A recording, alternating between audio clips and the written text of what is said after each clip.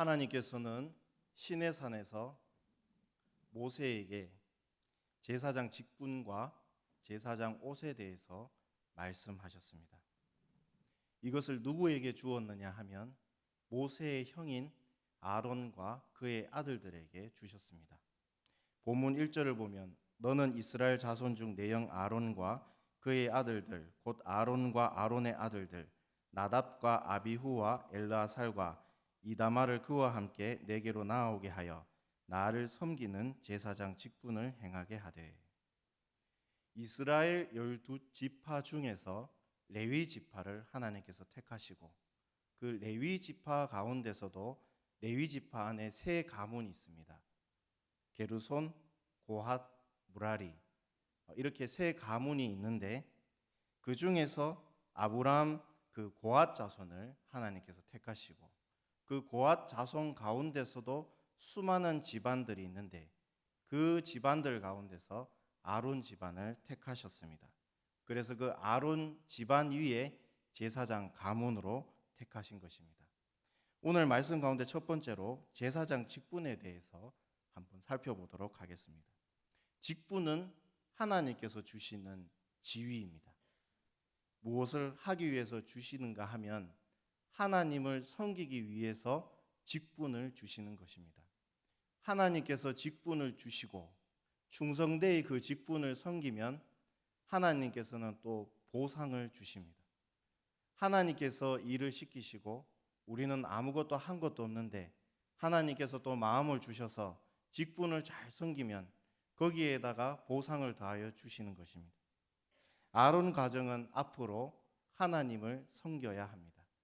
제사장 직분으로 섬겨야 하는데 제사장 직분은 어떤 일을 하는가 하면 역대상 23장 13절에 나와 있습니다. 아론은 그 자손들과 함께 구별되어 몸을 성결하게 하여 영원토록 심히 거룩한 자가 되어 여호와 앞에 분향하고 섬기며 영원토록 그 이름으로 축복하게 되었느니라. 제사장이 하는 일은 대표적으로 두 개가 있습니다. 한 가지는 이스라엘을 대표로 하여 하나님께 향을 올리는 것, 제사를 드리는 것입니다. 오늘날로 얘기하면 하나님께 이스라엘을 대표로 하여 예배를 드리는 것입니다. 그리고 두 번째로는 여호와의 이름으로 이스라엘 백성들에게 축복하는 일을 하는 것입니다. 출애굽기 오늘 28장에서는 아론은 대제사장을, 아론의 아들들은 제사장에 대해서 말씀하시는데 오늘은 대제사장에 대해서 중심적으로 말씀을 드리겠습니다. 아론은 대제사장입니다. 대제사장은 이스라엘을 대표로 하여 하나님 앞에 나아가는 자입니다. 1년에 단 한 번, 7월 10일 대속죄일 날 1년에 단 한 번 대제사장 되는 아론은 이스라엘을 대표로 하여 대속제물의 피를 가지고 성소를 지나 성소와 지성소에 휘장이 있는데 휘장을 손으로 움직여 지성소 안으로 들어가게 됩니다. 지성소는 아무도 들어갈 수 없는 장소입니다. 그리고 그 근처도 갈 수가 없습니다. 그 근처에도 근접할 수 없는 곳입니다. 왜냐하면 그곳에는 하나님의 영광이 있고 하나님께서 임재하시는 곳이기 때문입니다. 만약에 그곳에 허락 없이 들어갔다가는 예전에 다윗의 부하인 우사가 소들이 띠므로 하나님의 법궤가 움직여 손으로 그 법궤를 잡다가 몸이 찢어지고 터져서 죽었습니다. 그래서 다윗이 베레스 우사, 베레스는 찢다라는 뜻인데 찢어지면서 우사가 죽게 되었습니다. 그것처럼 지성소에 들어갔다가는 거룩하신 하나님 앞에서 인간의 버티지 못하고 산산조각 나며 죽게 되는 것입니다.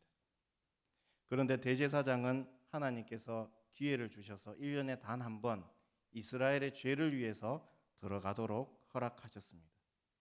대제사장은 지성소에서 향기로운 향을 연기가 나게 피어오르게 합니다. 그래서 법궤와 법궤를 덮고 있는 속죄소가 보이지 않을 만큼 그 지성소에서 향을 가득히 연기를 내게 하고, 그리고 대제사장의 죄를 위해서 숫송아지의 피를, 그리고 온 이스라엘이 1년 동안 지은 죄를 해결하기 위해 순염소의 피를 각각 7번씩 지성소, 법궤 위, 속죄소 위에 7번씩 뿌리게 됩니다. 그러면 하나님께서는 그 피를 보시고 대제사장과 1년 동안 죄를 지은 이스라엘의 모든 죄를 사하여 주시는 것입니다. 대제사장이 그 지성소로 들어갈 때에 얼마나 두려웠겠습니까? 그리고 그 광경을 대속죄일이라 모든 이스라엘 백성들이 회막문 앞에서, 출입문 앞에서 그 광경을, 대제사장이 들어가는 광경을 보면서 과연 하나님께서 우리의 죄를 용서해 주실 것인가 얼마나 걱정하고 또 두려워했겠습니까? 그런데 7월 10일 날 그렇게 7번의 피를 뿌려 이스라엘의 모든 죄를 사함받고 대제사장이 지성소를 넘어 성소를 넘어 회막들을 넘어 회막문 출입문 앞에 서 있을 때 이스라엘 백성들은 대제사장을 주목합니다. 그때 대제사장이 손을 양팔을 넓게 펴며 이렇게 기도하는데, 민수기 6장 24절과 25절에 여호와는 내게 복을 주시고 너를 지키시기를 원하며 여호와는 그의 얼굴을 내게 비치사 은혜 베푸시기를 원하며 여호와는 그 얼굴을 내게로 향하여 드사 평강 주시기를 원하노라 할지니라. 이렇게 대제사장을 통하여 이스라엘은 죄사함을 받는 축복을 받게 되는 것입니다. 신약에 와서는 이 대제사장의 기도가 공예배 때의 목사님의 축도 기도로 이어지게 됩니다. 그래서 우리는 예배 때에 이 축도까지 다 받고 난 뒤에 교회 문을 나서야 되는 것입니다. 오늘 말씀 두 번째로 진정한 대제사장이 누구인가를 살펴보도록 하겠습니다. 구약은 예수 그리스도의 그림자입니다.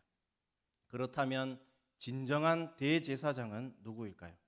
히브리서 4장 15절에 보면 우리에게 있는 대제사장은 우리의 연약함을 동정하지 못하실 리가 아니요 모든 일에 우리와 똑같이 시험을 받으신 이로되 죄는 없으시니라. 우리의 진정한 대제사장은 바로 예수 그리스도이십니다.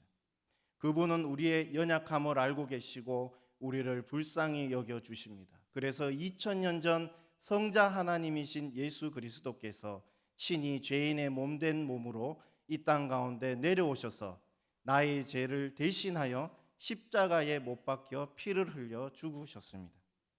그러자 예루살렘 성전에 있던 지성소와 성소를 맡고 있던 그 두껍고 큰 성소의 휘장이 아래에서 위로 찢어지는 것이 아니라 위에서 아래로 두 갈래로 찢어지게 되었습니다. 죄로 인하여 지옥으로 떨어질 우리를 위하여 예수님은 우리를 대표하여 대제사장으로 하나님 앞에 나아갔고 십자가를 통하여 우리의 모든 죄를 사하여 주셨습니다. 히브리서 4장 16절에 보면 그러므로 우리는 긍휼하심을 받고 때를 따라 돕는 은혜를 얻기 위하여 은혜의 보좌 앞에 담대히 나아갈 것이니라. 우리의 대제사장이신 예수 그리스도를 통하여 내가 과거에 지었던 죄, 현재 짓고 있는 죄, 그리고 앞으로 지을 모든 죄까지 십자가를 통하여 모든 죄를 해결해 주시고 사하여 주셨습니다. 그리고 우리는 예수 그리스도를 통하여 죄 사함을 받는 복 외에 더한 축복도 받게 되었습니다. 그것은 구더기보다 못한 우리 인생, 우리 죄인들을 위하여, 죄인의 위치를 어느 정도냐 하면 동물보다도 더 밑에 있습니다. 하나님의 아담이 불순종함으로 어디 위치까지 떨어졌는가 하면 하나님 다음으로 아담이었는데 그 아담이 벌레보다도 못한 위치까지 떨어진 것입니다. 그것이 죄인의 위치입니다. 그래서 우리는 벌레보다도 못한 인생이라고 고백하기도 하고 성경에서는 구더기보다도 못한 인생이라고 고백하고 있는 것입니다. 그렇게 구더기보다 못한 인생으로 떨어진 우리 죄인들을 하나님께서는 하나님의 자녀가 되도록 예수 그리스도를 통하여 세워 주셨습니다. 로마서를 기반으로 법적으로는 양자로 우리를 하나님의 자녀로 법적으로 선포하셨고, 또한 요한복음 1장 12절에는 영접하는 자 곧 그 이름을 믿는 자들에게는 하나님의 자녀가 되는 권세를 주셨으니 라고 말씀하셨는데, 그 자녀가 되는 권세, 그 자녀는 아비의 피가 흐르는 친자녀를 의미합니다. 우리는 예수님의 피가 지금도 우리 영혼을 돌고 있습니다. 그래서 그 피가 돌면서 우리가 하나님의 친자녀임을 증명하고 있습니다. 따라서 법적으로나 혈통적으로나 우리는 예수 그리스도를 통하여 하나님의 자녀가 된 것에 관하여 어떤 논쟁도 어떤 문제도 없는 것입니다. 우리는 하나님의 자녀가 되는 축복을 예수 그리스도를 통하여 받게 되었습니다. 이제 세 번째로 대제사장의 옷에 대해서 살펴보겠습니다. 우리가 읽은 본문 2절에는 대제사장이 입는 옷에 대해서 말씀하고 있습니다.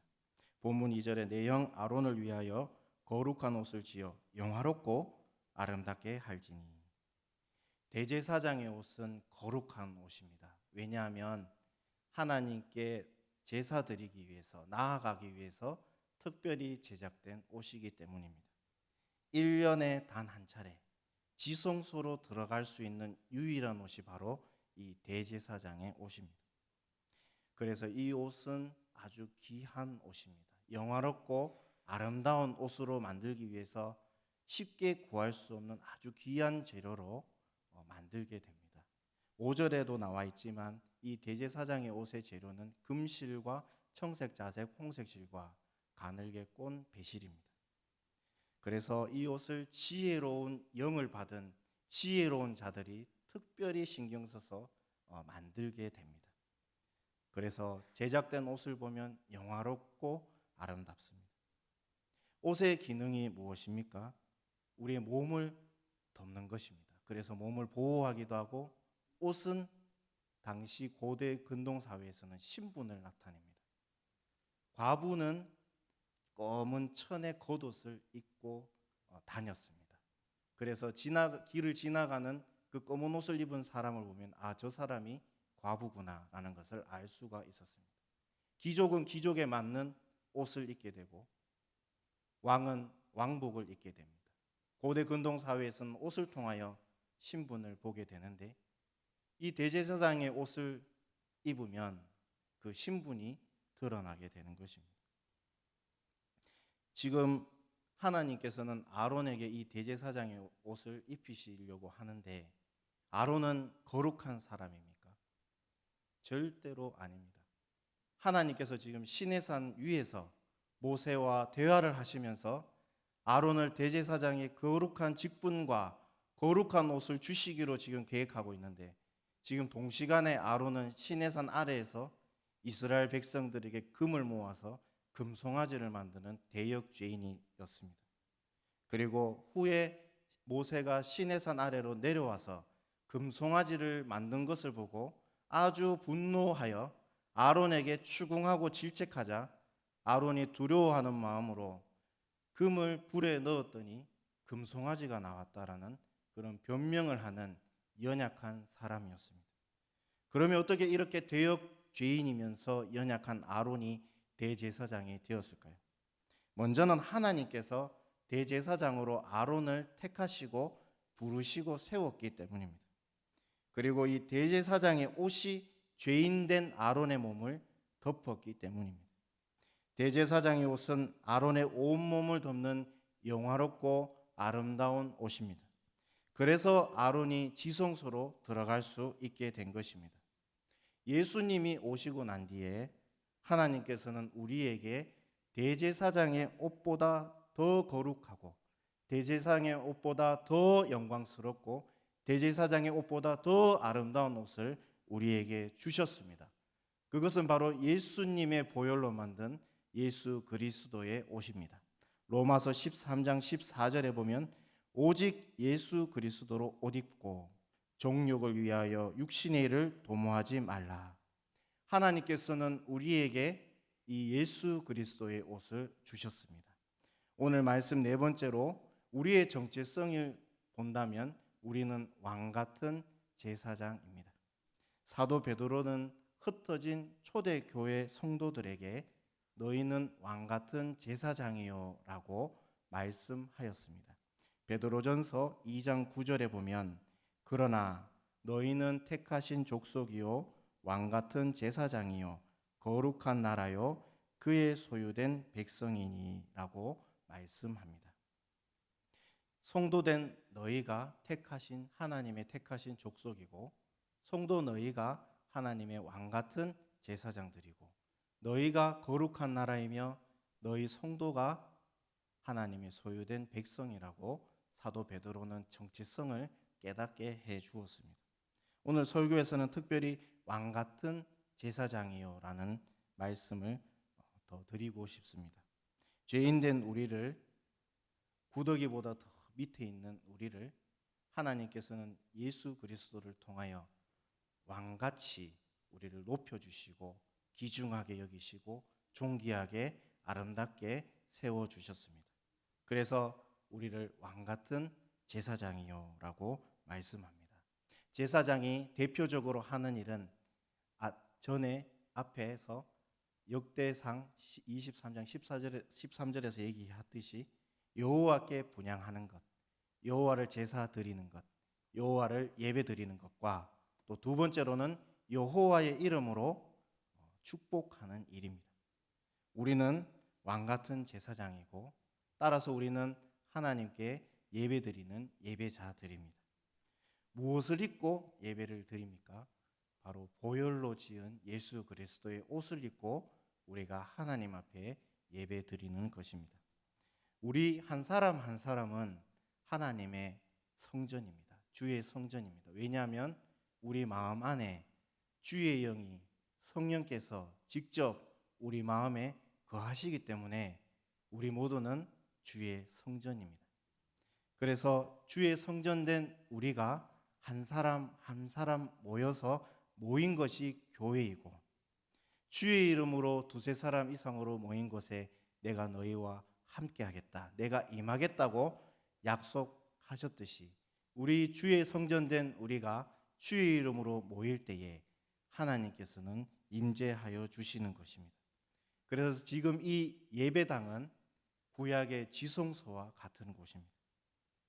1년에 단 한 차례가 아니라 매 주일마다 우리가 모일 때마다 하나님께서는 이 예배당에 구약의 지성소에 임하셨던 그 영광, 히브리어로 하나님의 임재를 쉐키나라고 하는데 지성소에 임하였던 그 쉐키나의 영광이 우리가 매주 드리는 이 예배당에서 쉐키나의 영광으로 임하여 주시는 것입니다.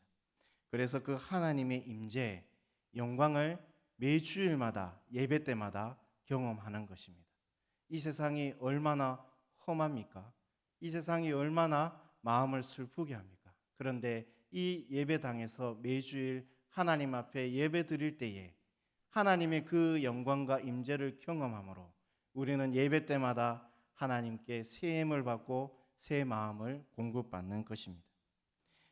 예배는 두 가지로 나뉩니다. 공적인 예배와 사적인 예배로 나누게 되는데 첫 번째로 이 공적인 예배는 하나님께서 십계명을 주실 때에 제4계명 너희는 안식일을 거룩히 지키라, 그 안식일을 직접 지명해 주시고 그 날을 지키라고 명령하셨습니다. 이것은 신약으로 넘어와서 일요일이 되었고 예수님께서 첫 부활하신 그 일요일이 주의 날이 되어 우리는 부활을 믿는 마음으로 주일날 그 안식일을 거룩히 지킵니다.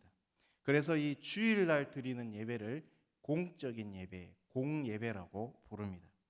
현재 코로나로 인하여 우리가 예배당에 다 함께 모여서 지금 예배를 드릴 수 없습니다. 대면 예배와 또 영상으로 함께 예배를 드리는데 빨리 코로나가 종식되어 한 분 한 분 모든 성도분들이 함께 이 자리에 모여서 하나님께 예배드리는 그날이 속히 오기를 기도합니다.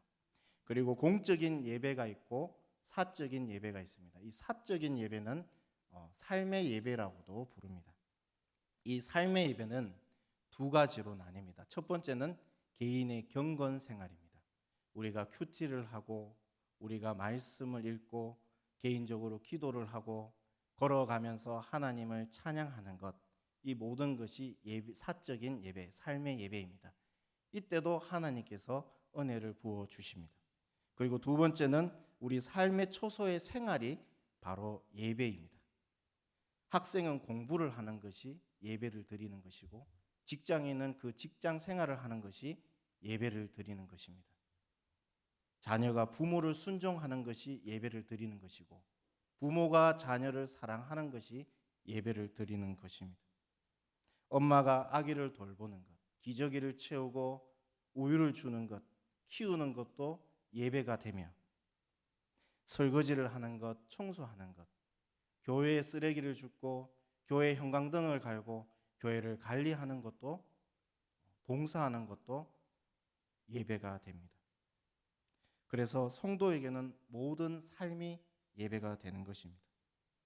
공적인 예배와 이 사적인 예배, 삶의 예배는 서로 긴밀하게 연결되어 있습니다. 이 말은 공예배를 잘못 드리면, 잘 드리지 못하면 한 주간의 삶의 예배도 자연히 잘 못 드리게 됩니다. 그리고 삶의 예배를 한 주간 동안 잘 못 드리면 하나님께서 깨닫는 마음, 회개를 주시지 않는 이상 공적인 주일날 공적인 예배도 제대로 드리지 못하게 됩니다. 이것이 예배의 원리입니다. 따라서 우리 예배자들, 왕같은 제사장인 우리들은 공적인 예배와 사적인 예배 어느 한 것도 소홀하게 드릴 수가 없는 것입니다. 또한 우리는 왕같은 제사장이기 때문에 예수님의 이름으로 축복할 수 있습니다. 대제사장이 성문 앞에서 대속죄일날 이스라엘 백성들을 향하여 여호와의 이름으로 축복하였듯이, 우리도 예수님의 이름을 통하여 다른 사람을 축복할 수 있는 것입니다. 새마을 운동의 모델이 된 학교가 있는데 50년 전에 지은 가나안 농군 학교입니다. 이 학교를 세운 분이 김용기 장로님입니다. 이 장로님은 특별히 국가에 대한, 나라에 대한 사랑이 매우 남달라서 학교 기도처에서 늘 나라를 위해서 기도하셨다고 합니다. 새벽마다 조국을 위해서 기도하며 또 이렇게 선포했다고 합니다. 조국이여 안심하라, 내가 기도하고 있다. 조국이여 안심하라, 내가 기도하고 있다. 예수님의 이름으로 선포하면서 이렇게 기도하셨다고 합니다.